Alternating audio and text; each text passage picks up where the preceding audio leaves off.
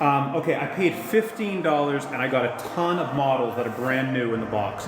Anytime you can get, see that's Revell. Anytime you get Revell, it's not a higher end, it's like a medium brand, but they sell.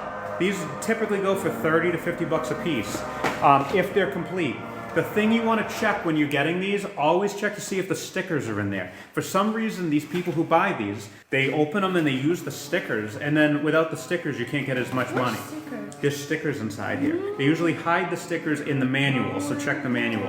Okay, so there's that. Now remember, this is the first purchase. This was just 15 bucks. Everything I'm showing you right now was $15. This is Monogram. This is another medium of the line brand for these, but they do sell. This stuff is always, you know, at minimum 20 bucks, all the way up to like 40 bucks. Okay, this one is a Airfix. This is still, yet again, only 15 bucks for all this. This is why town-wide yard sales are the best way for you to be able to make money. This right here is probably an easy $30 bill.